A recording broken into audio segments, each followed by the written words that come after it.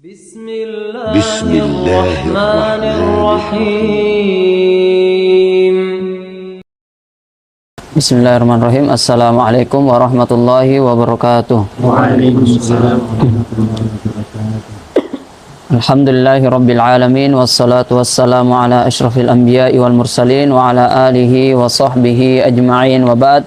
Nas'allaha ayyamunna alaina bil ilmin nafi wal amali salih wa ayyaftah lana futuhal arifin wa ayyufakkihana fid din wa yarzuqana al ikhlas fil aqwali wal a'mal. Allahumma amin.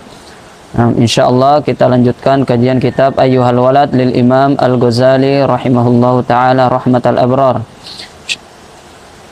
Pada kesempatan kali ini kita akan membahas atau melanjutkan pembahasan di halaman 49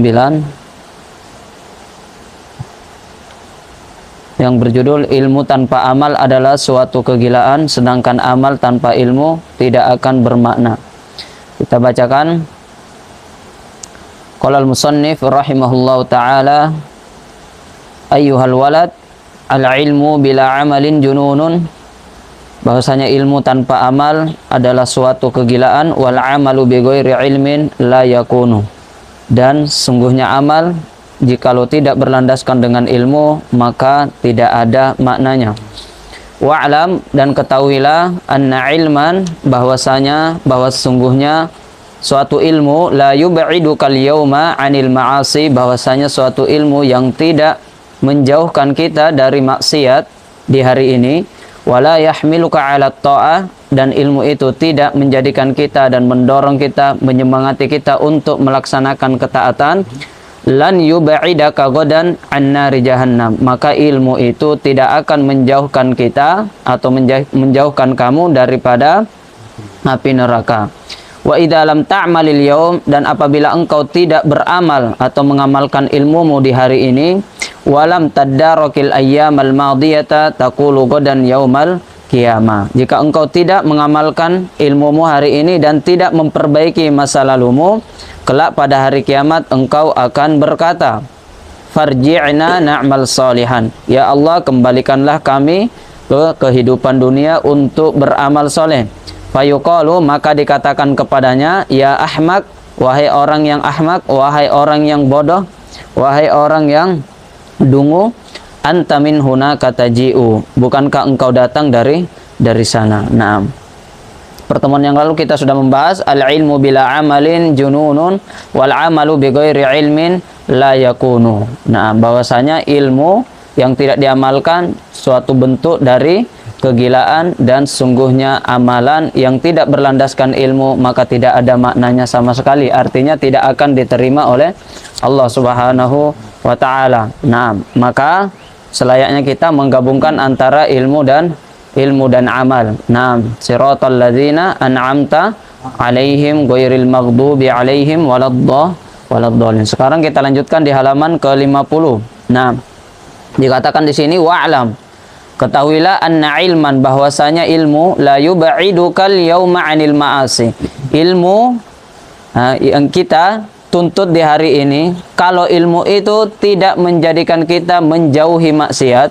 Nah, jadi kita ini sekarang menuntut ilmu, tapi kalau ilmu yang kita tuntut ini tidak menjadikan kita meninggalkan maksiat, menjauhi maksiat, wala yahmiluka 'ala ta'ah, dan ilmu yang kita tuntut ini, yang kita pelajari, yang kita catat, yang kita murojaah, kalau dia juga tidak mampu mendorong kita, menyemangati kita untuk melakukan ketaatan, ketahuilah bahwasanya lan yub'idaka ghadan an nari jahannam, maka ilmu yang kita tuntut hari ini, ilmu yang kita pelajari hari ini, ilmu yang kita pahami hari ini, itu adalah ilmu yang tidak dapat menjauhkan kita dari api neraka. Maka ya, kalau kita bertanya bagaimana cara mengetahui apakah ilmu yang kita pelajari ini ya dapat bermanfaat atau tidak. Nah, maka bisa dilihat dari sisi ini juga. Nah, maka pertanyaannya, ilmu yang mana yang harus kita pelajari? Kalau ditanya ilmu yang mana yang harus kita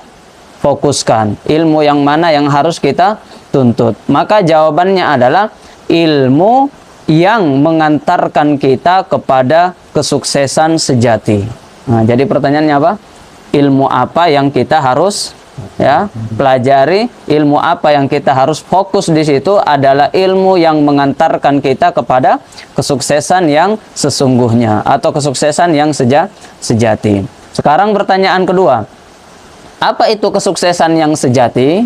Nah, disebutkan dalam Al-Quran bahwasanya kesuksesan sejati adalah faman zuhziha 'anil nar wa udkhilal jannah faqad faz. Nah, barang siapa yang dijauhkan dari api neraka dan dimasukkan ke dalam surga, faqad faz, maka dia sungguh termasuk orang-orang yang beruntung, termasuk orang-orang yang sukses. Maka kesuksesan sejati adalah ketika seseorang itu dijauhkan dari api neraka, kemudian dimasukkan ke dalam surga. Kesuksesan sejati itu tidak dinilai dengan apa saja gelar yang kita dapatkan di dunia ini, jabatan yang kita dapatkan di dunia ini. Kesuksesan sejati tidak diukur dengan harta benda, harta kekayaan, tidak diukur dengan kesehatan, tidak diukur dengan kenikmatan, kesenangan yang kita dapatkan di permukaan bumi ini. Akan tetapi kesuksesan sejati adalah ketika kita dijauhkan dari api neraka dan dimasukkan ke dalam surga Allah Subhanahu wa Ta'ala. Itulah kesuksesan sejati. Itulah orang-orang yang beruntung. Qad aflahal mu'minun. Nah, berarti saya ulang. Tadi pertanyaan pertama adalah ilmu apa yang harus kita pelajari? Ilmu apa yang harus kita tuntut? Jawabannya adalah ilmu yang mengantarkan kita kepada kesuksesan sejati atau kesuksesan yang sesungguhnya. Kemudian kita bertanya lagi, apa itu kesuksesan sejati? Kesuksesan sejati sebagaimana yang dijelaskan oleh Allah Subhanahu wa Ta'ala di dalam firman-Nya, "Faman zuhziha 'anil nari wa udkhilal jannah faqad faz." Nah, kesuksesan sejati ketika seorang itu zuhziha 'anin nar, ubaida 'anin nar, dijauhkan dari api neraka. Kemudian ketika dia dijauhkan dari api neraka, setelah itu dimasukkan ke dalam surga, maka itulah orang yang sukses. Nah, maka kita perhatikan. Nah, apakah ilmu kita di hari ini? Nah, apakah ilmu yang kita pelajari setiap hari itu menjadikan kita meninggalkan maksiat atau tidak? Nah, itu dulu pertanyaannya. Ilmu kita bertambah, harusnya secara logika kalau ilmu itu bermanfaat, semakin bertambah ilmu kita berarti semakin kita jauh dari maksiat. Nah, jadi semakin bertambah ilmu, maka ilmu itulah yang akan menjadikan kita jauh dari maksiat. Jadi semakin banyak ilmu, semakin jauh dia dari maksiat. Akan tetapi kalau sebaliknya, ada orang menuntut ilmu, semakin bertambah ilmunya, kok semakin tidak menjauh dari maksiat. Berarti ada masalah dengan ilmunya. Maka ilmu itu bisa dipastikan adalah ilmu yang tidak bermanfaat. Nah, atau semakin bertambah ilmu, maka semakin bertambah ketaatannya. Nah, itu arti dari perkataan atau nasihat dari Imam Al-Ghazali di halaman 50 ini. Artinya apa? Semakin bertambah ilmu, setiap hari kita bertambah ilmu, berarti semakin bertambah ketaatan. Ya, karena kalau ada ilmu yang tidak mendorong kita untuk melakukan ketaatan, bahwa ketahuilah ilmu itu bukanlah ilmu yang bermanfaat. Nah, jadi harus berbanding lurus antara ilmu dengan apa? Nah, jauhnya kita dari maksiat, antara ilmu dan dekatnya kita dengan ketaatan. Nah, maka ini menjadi renungan kita bersama bahwasanya apakah setiap hari ini kita hadir di majelis ilmu, apakah kita sering hadir di kajian-kajian, apakah setiap hari kita menuntut ilmu, mempelajari ilmu, mencatat ilmu, apakah ilmu itu menjadikan kita bertambah jauh dari maksiat ataukah tidak? Apakah ilmu itu menjadikan kita menambah ketaatan kita kepada Allah Subhanahu wa Ta'ala atau tidak?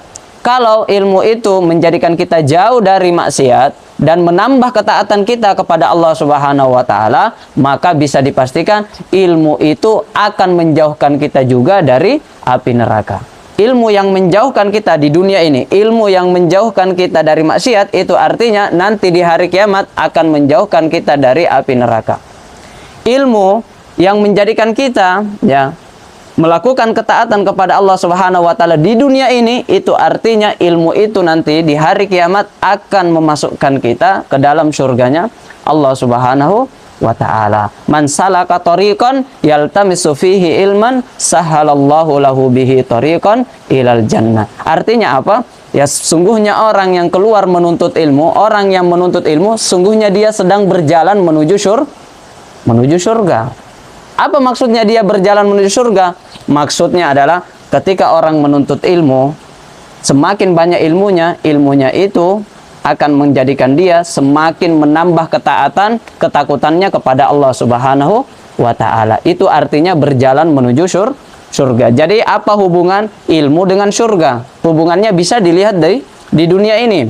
Nah, bertambah ilmu berarti bertambah ketaatan. Bertambah ketaatan, maka inilah jalan pintas menuju surga Allah Subhanahu wa taala. Ilmu itu dapat menjadi perisai kita, penolong kita dari api neraka, dapat menjadi hujjah bagi kita.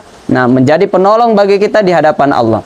Ketika bertambah ilmu, maka bertambah jauh kita dari maksiat. Ketika kita bertambah jauh dari maksiat, maka bisa dipastikan di hari kiamat kita juga akan bertambah jauh dari neraka Allah Subhanahu wa taala. Jadi mungkin ini bisa dipahami. Nah, mungkin kita ambil satu contoh ya.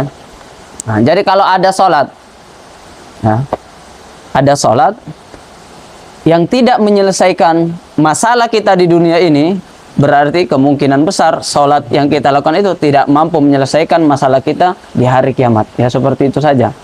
Nah, apapun yang kita lakukan di dunia ini, nah, di dalam Al-Quran kan dikatakan wasta'inu bis-sabri was-shalah. Apapun masalahnya, maka minta tolonglah dengan kesabaran dan sholat. Karena di dalam sholat itu ada solusi, ada jalan keluar bagi setiap apapun permasalahan yang kita hadapi. Maka wasta'inu bis-sabri was-shalah. Dapat masalah, makanya dikatakan di dalam hadis yang lain, di dalam riwayat yang lain, bahwasanya Nabi Shallallahu Alaihi Wasallam ketika dia mendapatkan masalah, maka dia bersegera ila sholah, maka dia bersegera untuk mendirikan sholat. Kenapa? Karena Rasulullah tahu bahwa semua permasalahan yang kesulitan yang dia dapatkan di dunia ini, maka jalan keluarnya ada di dalam sholat. Nah, maka sholat ini adalah solusi bagi setiap permasalahan kita. Kalau sholat kita belum menjadi solusi bagi setiap permasalahan kita yang kita hadapi di dunia ini, maka boleh jadi sholat itu nanti di hari kiamat tidak menjadikan kita selamat dari permasalahan dan kesulitan-kesulitan kita di hari kiamat. Maka seperti itu.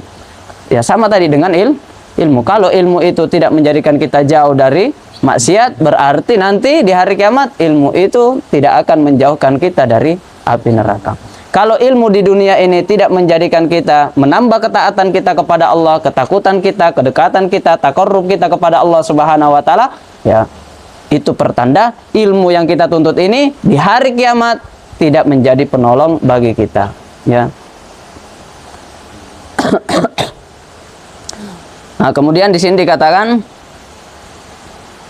wa idza lam ta'malil yawm wa lam taddarakil ayyamal madiyata taqulu ghadan yawmal qiyamah farji'na na'mal salihan fayuqalu ya ahmak anta min hunaka taji'u. Nah, kalau kita tidak mau mengamalkan ilmu yang kita dapatkan ya di dunia ini, walam taddarakil ayyamal madiyata, dan kita tidak memperbaiki masa lalu kita yang banyak kekurangan, banyak aibnya, banyak dosa kita tidak memperbaiki itu, taqulu godan, maka niscaya kelak engkau pada hari kiamat akan mengatakan, ya Allah farji'na na'mal salihan, ya Allah kembalikan kami lagi ke dunia. Kenapa pengen kembali? Karena pengen beramal saleh, sudah menyesal. Jadi menyesal itu ada dua.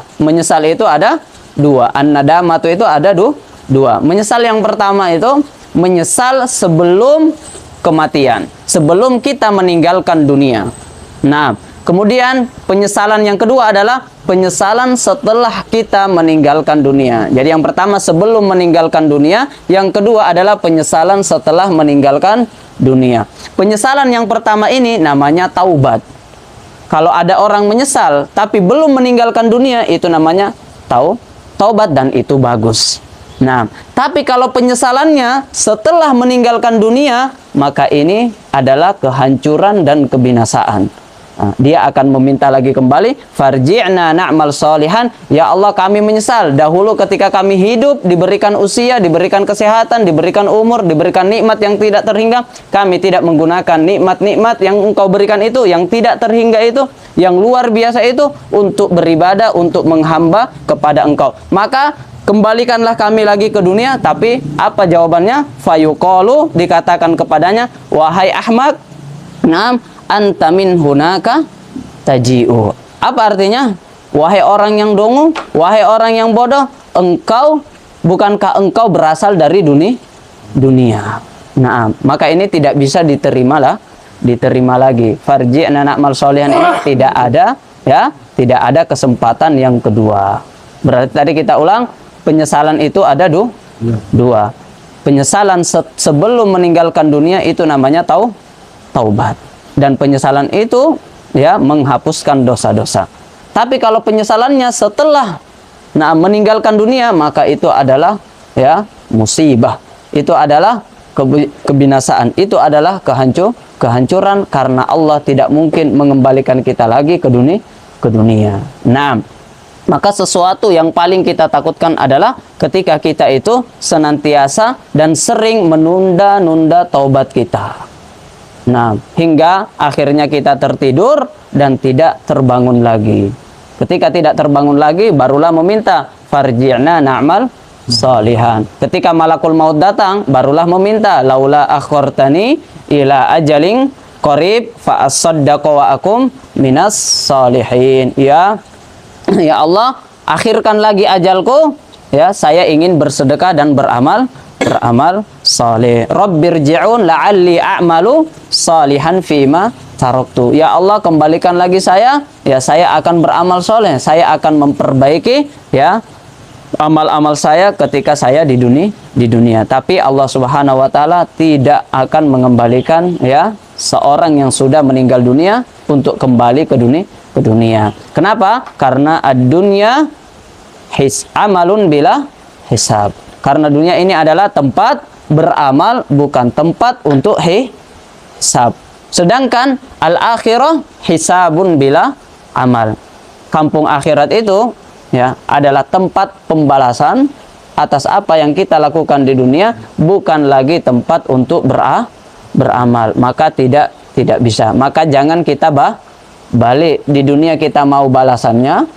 Nah, kemudian ketika sudah meninggal dunia baru mau beramal, kemudian dia menyesal dan meminta kepada Allah untuk dikembalikan lagi, farji'na na'mal salihan. Nah, fayuqalu lahu ya Ahmad anta min hunaka taji'u. Maka, ya, jangan sampai kita terlena dengan dunia ini. Ightanim khamsan qabla khamsin. Di antaranya adalah hayataka qabla mautika, yaitu manfaatkan masa usia kita, masa hidup kita sebelum datangnya kematian. Karena kalau kematian sudah datang, sudah selesai. Tidak ada lagi amalan yang bisa diterima. Nah, ketika kematian itu sudah datang, nah, di akhirat sana, nah, kita mau sujud berapa kali, kita mau beribadah berapa kali, kita mau baca Quran berapa kali, tidak bakalan diterima oleh Allah Subhanahu wa ta'ala. Sudah terputus. Jadi amalan kita itu sampai kapan? Beribadah itu sampai kapan? Nah, kata para ulama, beribadah itu, ya, tidak lama. Sampai kapan? Sampai kita meninggal dunia. Beramal soleh itu, ya, tidak lama sampai kita meninggal dunia. Menuntut ilmu itu, ya, tidak lama sampai kita meninggal dunia. Mengamalkan ilmu itu tidak lama sampai kita meninggal dunia. Kalau malam ini kita meninggal dunia, berarti beribadah itu sampai malam ini saja, ya kan? Kalau besok kita meninggal dunia, berarti beribadah itu hanya sampai besok. Wa'bud rabbaka hatta ya'tiyakal yakin. Maka sembahlah Allah, sembahlah Tuhanmu sampai keyakinan itu mendatangimu. Apa yang dimaksud al-yakin di sini adalah al-maut. Sampai kematian itu menjemput. Maka jangan sampai kita dilalaikan oleh perhiasan dunia. Wa mal hayatud dunya illa mata'ul gurur illa la'ibu wa lahun. Kecuali adalah kesenangan, permainan, Nah, permainan yang melalaikan. Nah, mata, ya, kenikmatan-kenikmatan yang melalaikan kita. Maka jangan sampai kita dilalaikan oleh dunia. Nah, maka jangan sampai kita sibuk, ya, mencari dunia. Nah, tapi kita lupa untuk meninggal dunia. Nah, jangan sampai kita sibuk untuk membangun rumah kita yang akan kita tinggalkan di dunia ini, sehingga itu menjadikan kita lupa untuk membangun rumah kita yang akan kita tinggali di kampung akhirat. Nah, maka sungguhnya kita semua manusia ini, ya, kita semua tidak, nah, maka sungguhnya dunia ini sungguhnya diciptakan untuk manusia. Dunia ini diciptakan untuk kita semua. Akan tetapi kita tidak diciptakan untuk dunia. Ya kan?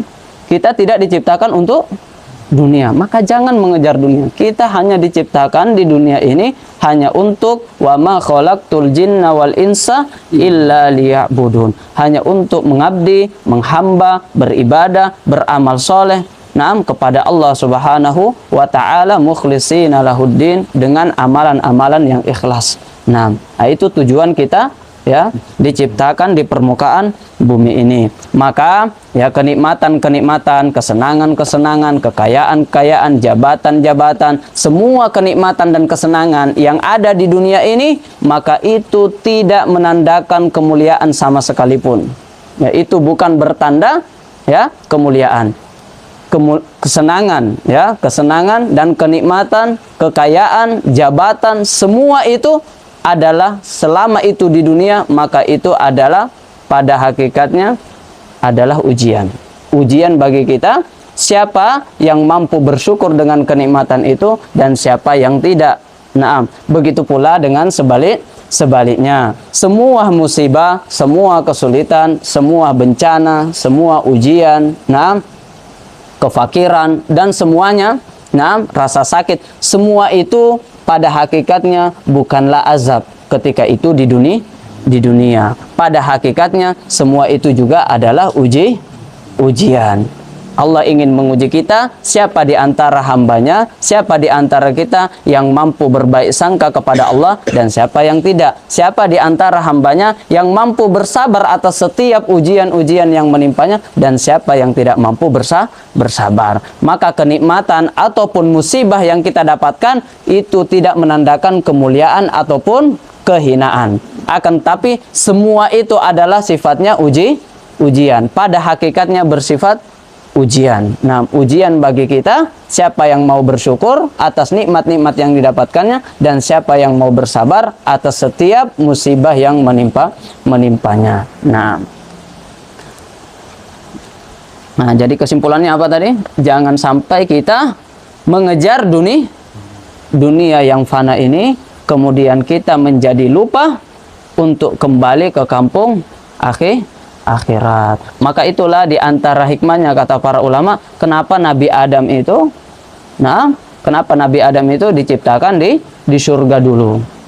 Nah, tidak langsung di dunia. Supaya apa? Supaya kita tahu ternyata kampung halaman kita itu ya di surga. Di sini itu kita cuma mampir transit dari alam rahim, di janin dulu di perut ibu kita, kemudian kita transit, kemudian kita akan kembali kemana? Ke kampung halaman kita, yaitu surga. Nah, maka tidak ada kehidupan, ya, yang hakiki kecuali kehidupan akhirat. Maka ketika kita melihat sesuatu yang menakjubkan di dunia ini, oh masya Allah, di sana ada mobil, di sana ada rumah yang megah, di sana ada jabatan, tetangga saya, teman saya, masya Allah diberikan kekayaan, diberikan nikmat dan seterusnya, maka kita diajarkan oleh Rasulullah untuk mengatakan innal aisyul akhirah. Sesungguhnya kehidupan yang hakiki adalah kehidupan di akhirat, bukan kehidupan di dunia ini. Maka jangan iri sama kekayaan yang dimiliki oleh orang lain. Nah, karena apa?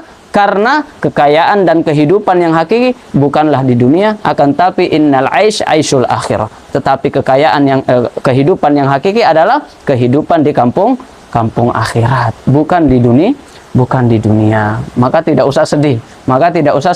Kalau ada sesuatu yang kita inginkan tapi kita tidak mendapatkannya selama itu di dunia. Katakan bahwasanya masih ada harapan. Maka orang mukmin itu penuh dengan harapan. Hidupnya itu penuh dengan harapan. Kalau saya tidak mendapatkan apa yang saya inginkan di dunia, insya Allah kita berdoa. Nah, ketika kita dapatkan, dijauhkan dari api neraka, dimasukkan ke dalam surga, semua yang kita inginkan akan diberikan oleh Allah Subhanahu wa ta'ala. Wa ma tashtahihil anfus. Di surga itu, apa yang kita inginkan akan diberikan oleh Allah Subhanahu wa ta'ala. Maka innal aisyul akhir. Ini yang harus kita tanamkan. Ini yang harus kita tanamkan di dalam diri kita. Nah, ini sudah selesai nasihat di halaman 50. Nah, mungkin kita sedikit mengambil ya beberapa nasihat yang selanjutnya. Nah, di halaman 51 ya, di halaman 51. Nah,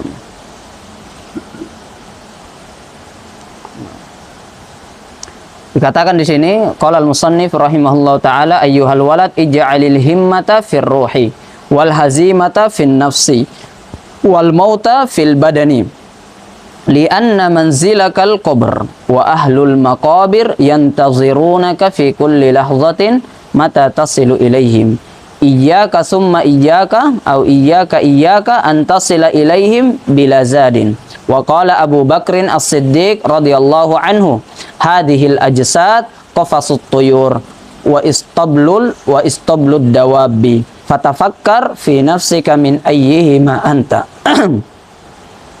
In kunta minat tuyuril ulwiyya fahina tasma'u tanina tabli irji'i ila rabbik tatiru sa'idan ila an taq'uda fi a'ali buruji al-jinan kama qala Rasulullah sallallahu alaihi wasallam ihtazza arsyur rahmani li mauti Sa'd ibn Mu'adz wal iyadzu billahi in kunta minad dawabbi kama qala Allah ta'ala ulaika kal an'ami bal hum adall fala ta'man intiqalak min zawiyatid dari ila hawiyatin nar. Nah.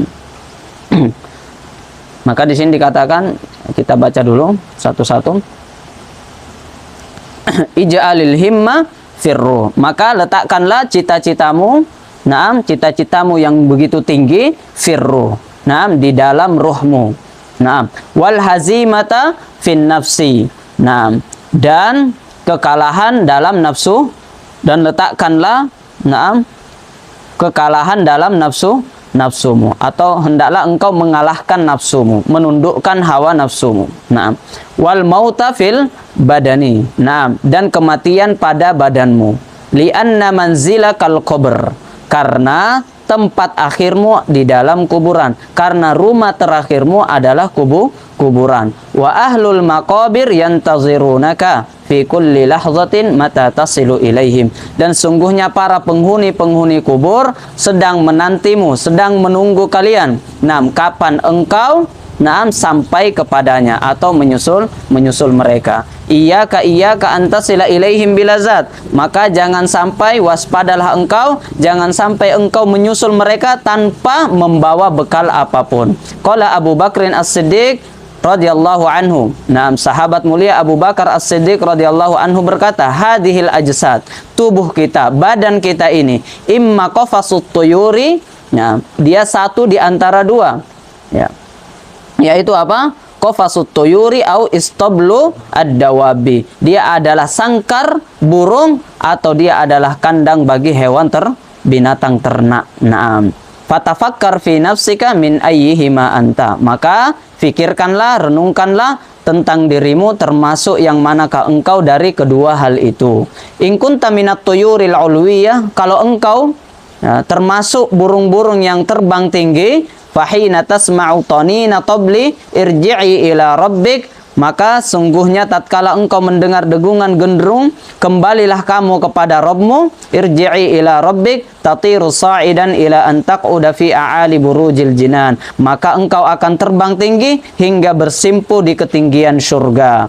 Nah, sebagaimana kama qala Rasulullah sallallahu alaihi wasallam, sebagaimana yang disabdakan oleh Rasulullah sallallahu alaihi wasallam, ihtazza arsyur rahmani li mauti Sa'd ibn Mu'adz, maka sesungguhnya naam arsy Allah Subhanahu wa taala bergetar karena kematian Sa'ad bin Mu'adz. Naam, wal iyadu billahi ta'ala, kita berlindung kepada Allah Subhanahu wa taala, in kunta minad dawab, kalau engkau termasuk binatang sebagaimana yang difirmankan oleh Allah Subhanahu wa taala, ulaika kal an'ami balhum adol, mereka itulah seperti kal an'am, seperti binatang-binatang, balhum adol, bahkan lebih sesat daripada binatang. Fala ta'man intiqalaka min zawiyatid dari ila hawiyatin nar, maka jangan sekali-kali merasa aman dengan perpindahanmu dari kampung dunia ini menuju neraka. Nah, kita ambil sedikit-sedikit ya. Kita ambil yang potongan yang pertama dulu. Nah,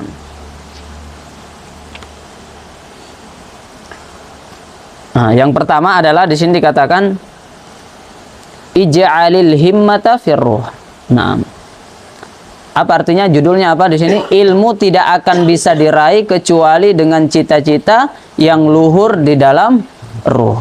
Nah, maka hendaklah kita apa? Menjadikan apa? Menjadikan capeknya kita, menjadikan cita-cita kita yang begitu tinggi terdapat di dalam ruh kita. Nah, jadi di sini ada ruh dan ada nafsu. Wal hazimata fin nafsi, dan hendaklah kita menjadikan serangan-serangan kita, nah itu pada nafsu kita, untuk menghancurkan nafsu kita. Nah, wal mauta fil badan. Nah, jadi kita fokus yang ini dulu. Nah, di sini dikatakan bahwasanya jadi di dalam jasad kita itu ada dua sesuatu,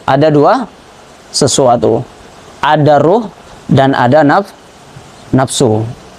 Nah, jasad kita ini atau badan kita ini, dia akan mengikuti salah satu dari dua ini. Dia akan mengikuti ruh atau dia akan mengikuti nafsu. Nah, ketika ruh ini kuat, ketika ruh ini sehat, maka dia akan, maka jasad ini akan mengikuti ruh itu. Akan tetapi ketika nafsunya kuat, maka badan itu akan mengikuti nafsunya. Nah, jadi kita ulang, di dalam diri kita ini ada dua. Ada yang namanya ruh dan ada yang namanya nafsu. Hah? Jadi enaknya jiwa. Oh. Gimana? Ruh itu jiwa. Lebih. Bukan, ruh itu ya roh. Yas'alunaka anir ruh. Jadi ruh itu adalah sesuatu, yang kalau ruh ini berpisah dari badan, maka tidak ada nilainya badan ini. Nah, maka badan ini adalah bangkai kalau tidak ada ruhnya. Maka yang menjadikan kita hidup ini, menjadikan kita berdiri, menjadikan orang itu tampan atau cantik, ya, berpikir karena adanya ruh. Jadi badan ini tidak ada nilainya kalau tidak ada ruh. Karena mati itu adalah mufaraqatul ruh al jasad.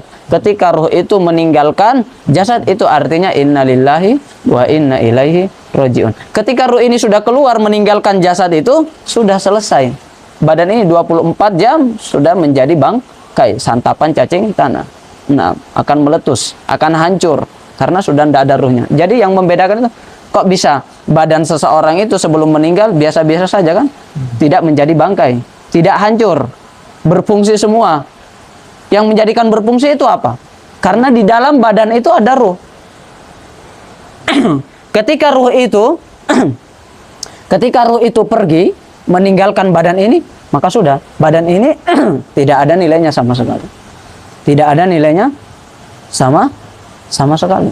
Nah, jadi yang harus kita perhatikan apa? Ya ruhnya ini, karena badan ini cuma casingnya saja sebenarnya. Tahu HP? Pilih HP-nya atau casingnya? Ya casingnya berapa aja harganya kan? Yang mahal itu HP-nya. Meskipun casingnya cantik, tapi kalau HP-nya HP murah, HP-nya rusak, ya sering error, sering hang, ya apa gunanya casing yang bagus? Nah, jadi yang paling penting adalah ruhnya. Nah, atau nanti ini mungkin saya akan bahas ini biar lebih jelas ya, mungkin di pertemuan selanjutnya, biar kita tulis ya. Mungkin kita bahas sisi yang lainnya dulu. Nah, yang luar-luarnya dulu.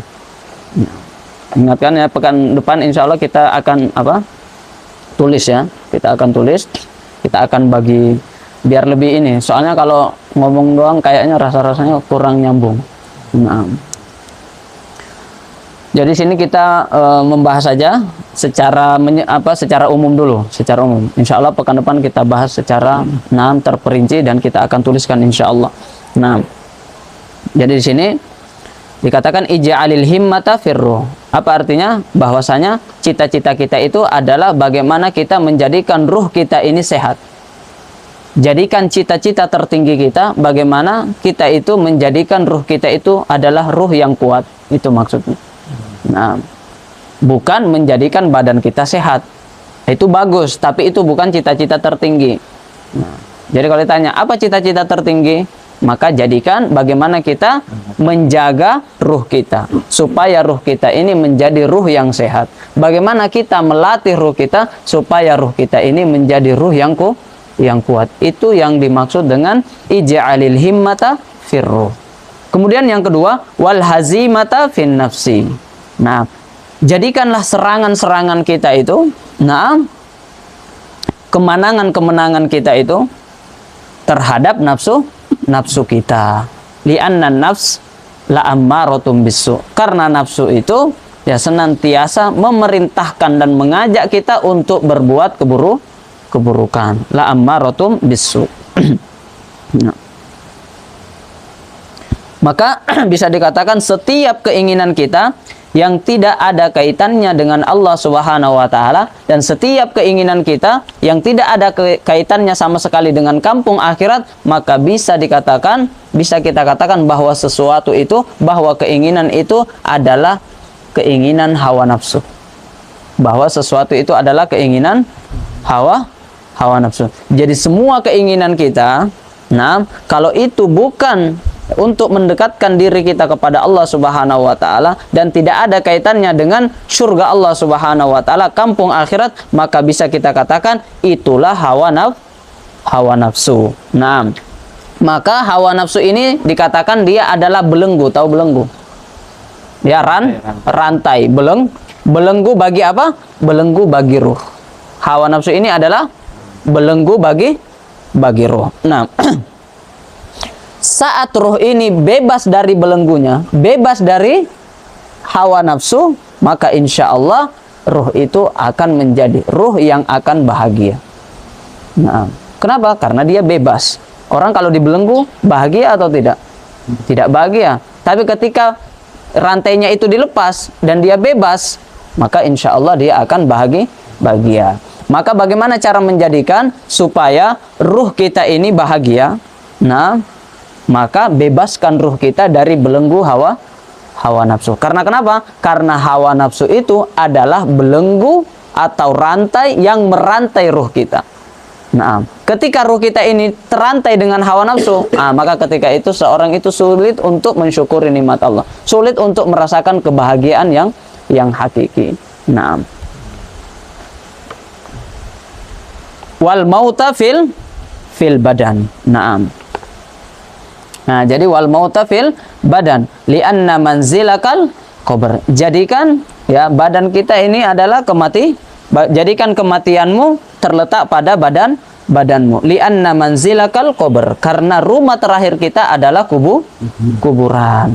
Wa ahlul maqabir, dan penghuni-penghuni kubur yantazirunaka, sedang menanti kita, sedang menunggu kita fi kulli lahza, pada setiap waktu. Jadi setiap waktu mereka penghuni kubur sedang menunggu kita semua. Mata tasilu ilaihim, kapan kita sampai kepada mereka, kapan kita akan menyusul mereka. Tasil. Nah, iyaka antasila ilaihim bila zat. Maka jangan sampai kita sampai kepada mereka itu antasila ilaihim bila zat, tanpa membawa bekal. Nah, tanpa membawa bekal. Nah, kalau orang berhaji, naik haji, nah itu kira-kira berapa hari?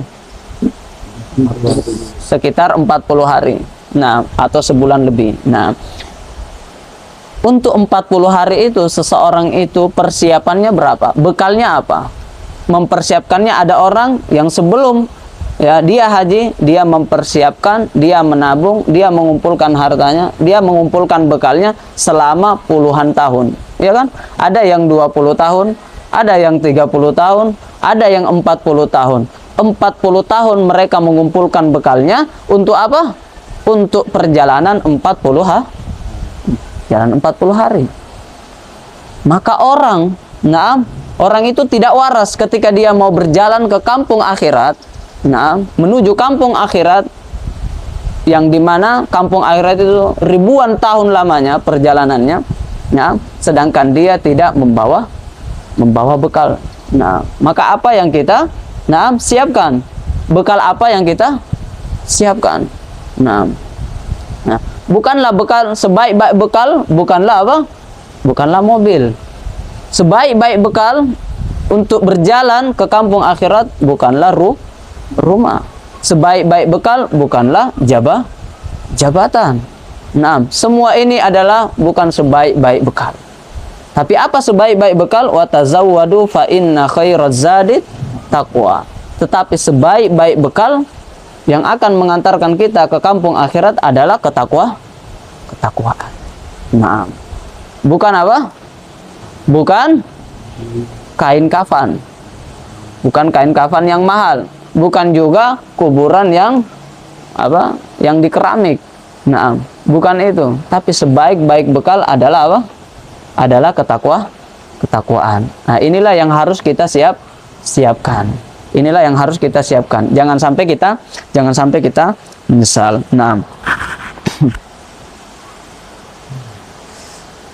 Di sini dikatakan waqala Abu Bakrin. Ini pekan depan insyaallah biar lebih wadah, ini butuh tulisan ya. Waqala Abu Bakrin As-Siddiq hadhil ajsad qafasu at-tuyur. Jadi badan kita, secara singkat aja, badan kita ini seperti apa? Sangkar burung. Dan seperti apa? Kandang hewan ternak, kandang kambing, kandang sapi, ya, kandang kuda. Itulah jasad kita. Burungnya itu adalah ruh kita. Kambingnya itu ibaratnya adalah ruh kita. Jadi ada dua perumpamaan. Ruh yang baik, ruh yang sehat itu diibaratkan seperti burung yang berada di dalam sangkar. Sangkar itu apa tadi? Ibaratnya badan. Berarti ruh itu di dalam badan. Burung itu di dalam sangkar. Kalau ruh yang buruk itu ibaratnya seperti apa? Seperti misalnya kambing. Seperti kambing di dalam kandangnya. Kandangnya itu ibaratnya jasadnya, badannya. Kambingnya adalah ruhnya. Ketika burung ini dibebaskan, dikeluarkan dari sangkarnya, maka kira-kira apa yang terjadi? Dia akan terbang tinggi. Dia akan terbang tinggi. Lebih bagus di dalam sangkar atau di luar sangkar? Di luar sangkar, ya kan? Di luar sangkar. Dia terbang tinggi. Di sini dikatakan, coba lihat di sini. Qala Abu Bakar As-Siddiq radhiyallahu anhu, hadhil ajsad imma qafasut tuyur au istablut dawab. Satu dari dua. Kita ini yang mana? Kita ini sangkar burung atau kita ini kandang hewan ternak? Satu dari dua. Yang bagus itu yang sangkar burung. Yang buruk itu, ruh yang buruk itu seperti kandang hewan ternak. Fatafakar, maka fikirkanlah fi nafsika min ayyihima anta. Maka kita berpikir, kita ini yang mana? Kita ini sangkar burung atau kita ini adalah kandang hewan ternak. Maka di sini dikatakan in kunta minat tuyuril ulwiyah. Kalau kita ini termasuk adalah burung yang terbang tinggi, fahina tasma'u tanina tabl irji'i ila rabbik. Ketika meninggal dunia, maksudnya ketika meninggal dunia dikatakan irji'i ila rabbik. Ketika irji'i di sini maksudnya apa? Ketika datang kematian. Di sini dikatakan irji'i ila rabbiki radiyatan mardiyah. Dan dengan apa? Penuh ridho. Apa itu maksudnya ridho? Ridho karena meninggalkan dunia. Dia ridho meninggalkan dunia. Kenapa dia ridho meninggalkan dunia? Karena yang dicari adalah Allah Subhanahu wa taala. Kemudian di sini dikatakan tatiru sa'idan ila an taquda fi a'ali burujil jinan. Maka di sini akan terbang tinggi, setelah apa? Dengan bentangan sayap para malaikat, setelah diperlihatkan tempatnya di dalam surga. Jadi seorang itu ketika meninggal, nah, dia akan diperlihatkan tempatnya. Kalau dia adalah orang yang beriman, maka dia akan melihat surga. Ketika dia adalah orang yang durhaka, pembangkang, maka dia akan melihat tempatnya di dalam neraka. Maka sungguhnya orang yang meninggal dunia itu ada dua kemungkinan. Ada orang yang melihat surga, ada orang yang melihat azabnya di dalam api neraka. Maka seorang beriman di akhir hayatnya, maka dia akan tersenyum. Dia takut awalnya, dia takut, tetapi datanglah malaikat yang mengatakan, Allah tahzanu, Allah takhafu wala tahzanu. Jangan engkau takut. Ya, hakikatnya ya kita takut, tapi kata malaikat jangan engkau takut. Wala tahzanu, jangan engkau bersedih. Wa absyiru bil jannah. Nah, kemudian dia apa? Memberikan kabar gembira tentang surga Allah Subhanahu wa taala. Diperlihatkan tempatnya. Akhirnya dia senang. Akhirnya dia terbang tinggi. Nah, tatiru sa'idan ila antak udah fi a'ali burujil jinan. Kenapa dia terbang tinggi? Ya, karena dia dahulu ketika di dunia sering meninggikan Allah Subhanahu wa taala. Nah, ila burujil jinan. Kama qala Rasulullah sallallahu alaihi wasallam, ihtazza arsyur rahman li mauti Sa'd bin Mu'az. Jadi arsy Allah itu di atasnya kursi Allah. Kursi Allah itu di atasnya langit Allah Subhanahu wa taala. Langit itu ada 7 lapis. Di atasnya langit ada kursi. Di atasnya kursi ada ada arsy. Nah, yang membawa arsy ini adalah para malaikat. Nah, ihtazza di sini apa? Bergetar arsy Allah. Jadi bandingan antara langit dengan kursi itu seperti apa? Halaqah, apa itu? Cincin. Ya. Cincin yang dilempar di dalam di mana? Di padang pasir, di gurun pasir yang begitu luas. Jadi ibaratnya kalau kursi itu gurun pasir, berarti langit itu seperti apa? Cincin. Saking besarnya kursi. Nah, kursi Allah itu seperti cincin jika dibandingkan dengan arsy Allah Subhanahu wa taala. Jadi makhluk Allah yang bernama apa? Arsy itu seperti gurun pasir. Kursi itu seperti diibaratkan cincin yang kecil. Bayangkan cincin yang kecil dibandingkan gurun pasir yang luas. Maka tidak bisa dibayangkan bagaimana besarnya arsy Allah Subhanahu wa taala. Ketika Sa'ad bin Mu'adz ini meninggal, padahal dia usianya hanya 3 tahun, meninggal dunia, maka arsy Allah itu berguncang. Nah, kata para ulama, kenapa dia berguncang? Ya, karena sebenarnya yang berguncang itu para malaikat. Para malaikat. Karena malaikat yang membawa, yang mengangkat arsy itu, ya, dia bergetar karena berpulangnya siapa nih? Ruh daripada Sa'ad bin Mu'adz radhiyallahu anhu, maka arsy Allah Subhanahu wa taala juga ikut bergetar. Nah, maka kita tidak tahu ini ketika ruh kita kembali ini arsy Allah bergetar atau tidak. Nah, ya, ini PR kita bersama ini. Nah, wal iyadu billahi ta'ala in kunta minad dawab kama qala ta'ala ulaika kal an'ami balhum adall. Naam. Fala ta'man intiqalaka min zawiyatid dar ila hawiyati annar. Naam. Mungkin ini yang kita bisa sampaikan. Insyaallah pekan depan kita akan membahas ulang berkaitan dengan nasihat ij'alil himma firru wal hazimata fin nafsi wal mauta fil badan. Naam. Nakhtatim bidu'a kafaratil majlis. Subhanakallahumma bihamdika asyhadu an la ilaha illa anta astaghfiruka wa atubu ilaik. Wa sallallahu ala sayyidina Muhammad. Syukran wa barakallahu fikum. Assalamualaikum warahmatullahi wabarakatuh.